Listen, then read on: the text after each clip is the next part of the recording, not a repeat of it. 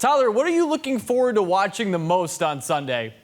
Yeah, you mentioned it there. Obviously, there's going to be a lot of roster battles, a lot of players on the bubble trying to make the 53-man roster. Specifically, you look at the offense. It's been the story all summer, right? How does that look in the final exhibition of the summer in a variety of different ways? How does Jacoby Brissett look in his start? How does Drake Maye look? How does the offensive line shake out? What about the wide receivers? There's a lot of pieces that we still need to figure out for this offense. So to me, that's the number one story. We already kind of know what the defense is going to be, and you're really not going to get a lot of answers from that until we get into the regular season. But for the offense, there's still some things that need to be tied up. So that's for sure the big story going into Sunday night. Yeah, and Patriots offensive coordinator Alex Van Pelt, he gushed yesterday about Drake Maye's development, but he still indicated that Jacoby Brissett remains the frontrunner in the starting quarterback competition.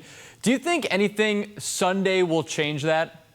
I don't think so, if I'm being perfectly honest. I do think that it's still Jacoby Brissett's job to lose, and I think it would really need to take like a 3 interception type of performance for him to really kind of throw that out the window for week 1 in Cincinnati. But I do think that what we've seen this summer from Drake Maye has at least closed the idea that we won't see him at all during his rookie season, right? Because I do think that was somewhat of a conversation coming into the summer that, you know what, it could be Jacoby Brissett for the entire year, and Drake Maye continues to develop in the background and get ready for 2025. What we've seen so far over the last couple of weeks, really, obviously going back to that preseason game last week, but also as we've seen in practice, the development of Drake Maye has really kind of shrunk that window down. Now, what does that mean? Does that mean that we're going to see him in week 1? Like I said, probably not. But do we see him at some point in 2024? I do believe that's the case. Now, whether that's,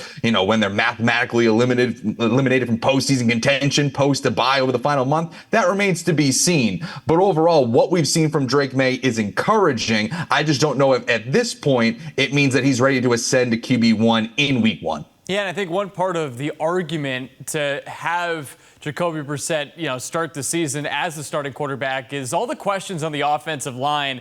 And Devin Low, he left practice this week with what's reported to be an oblique injury. How much does this complicate an offensive line that, frankly, we didn't have a ton of faith in as is?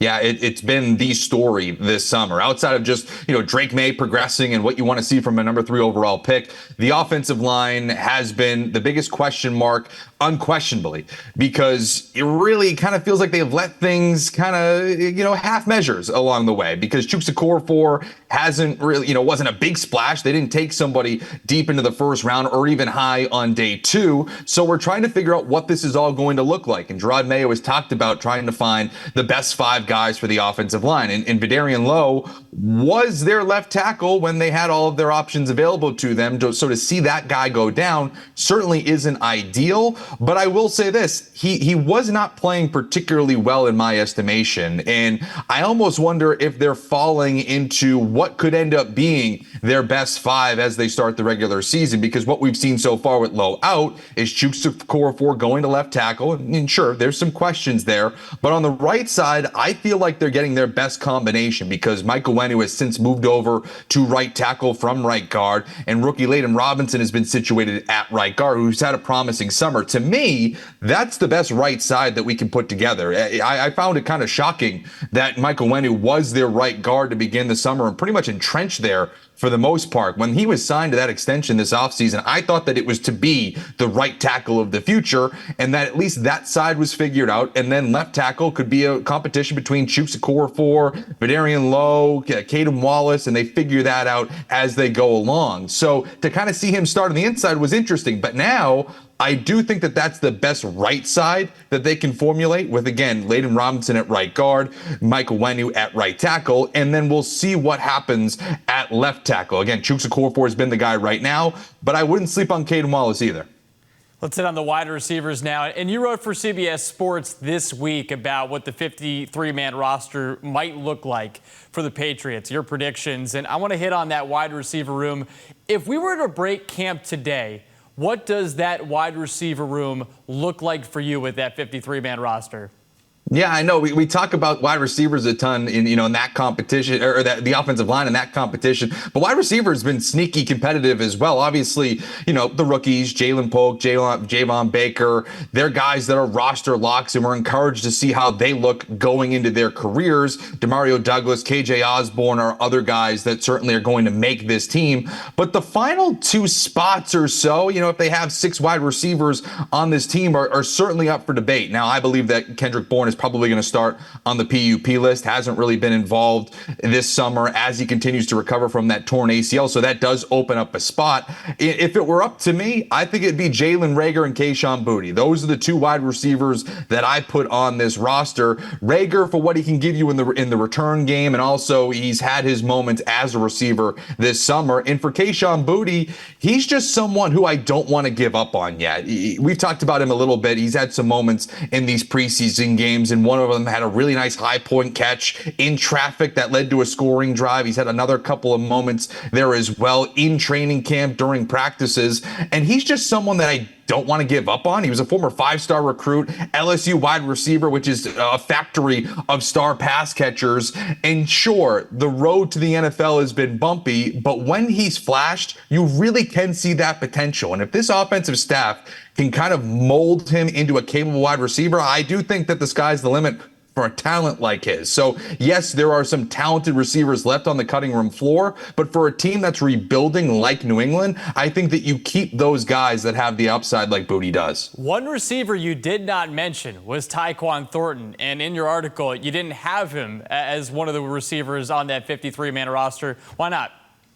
Yeah, it's tough. Again, when you're trying to figure out who makes these rosters, you do have to kind of make some sacrifices, and Thornton for me was one of them. Now, there's certainly a world where he makes the 53-man roster. I mean, heck, Alex Van Pelt called him a special player in terms of his ability to separate yesterday. So, it does feel like he has a chance to make this roster. I just wonder if that's because he has the ability to separate for his speed, which we've certainly seen, or is it more because he's a former 2nd-round pick and that type of investment gives you 2nd, 3rd, and 4th chances to make rosters? And so for me, yes, the talent is there in terms of speed. He's put on some muscle. He's put on some weight this summer. We just haven't really seen it on a consistent basis, and health has certainly been a factor there as well. Yes, he's had some moments similar to Boutte and similar to Reagor, but I just haven't seen it on a more consistent basis for him to physically make this team. Again, the talent and wanting to keep that type of player around, similar to the case I made for Boutte, you can certainly make for Tavon Thornton. But for me, we've at least seen a little bit more from Kayshon Boutte over Tavon Thornton, which is why for me, I have him making the 53. But certainly there's a world where he makes it on the actual 53. Yeah, still a lot of decisions that need to be made. We'll end with a discussion on the kickers, because this is one of those positions that hasn't been fully fleshed out as of yet, although training camp is certainly trending one direction. Do you think Joey Sly at this point has overtaken Chad Ryland for being the main kicker on this Patriots team? Yeah, I do. And again, it's been relatively close. Sly has had more, makes than misses in terms of his battle with Ryland. He had the 51-yarder in that preseason game a week ago. So he's put more, better kicks on tape, if that's what we want to try to break it down as. And, he's another one in terms of Ryland where it's similar to Thornton, where you drafted this guy a year ago in the 4th round, just outside the top 100 picks. It's tough to kind of, admitting a mistake is probably a more harsh way to say it, but in terms of what can help this team immediately in 2024, Joey Sly has shown you that he can make more than he can miss. And for a team that I think is going to struggle scoring the ball, at least early, you need points wherever you can get them, and as reliable as you can get them. So for me right now, Sly has proven that he's the more reliable option, can hit from 51 yards out. So for me, he has the inside track to be the kicker week 1. All right, we'll see how it all shakes out. Again, the Patriots playing their final preseason game upcoming against Washington. Tyler Sullivan, as always, appreciate the time. And the Patriots will close out the preseason Sunday night in Washington against the Commanders. Kickoff is at 8 o'clock. You can watch the 5th quarter on TV 38 right after the game.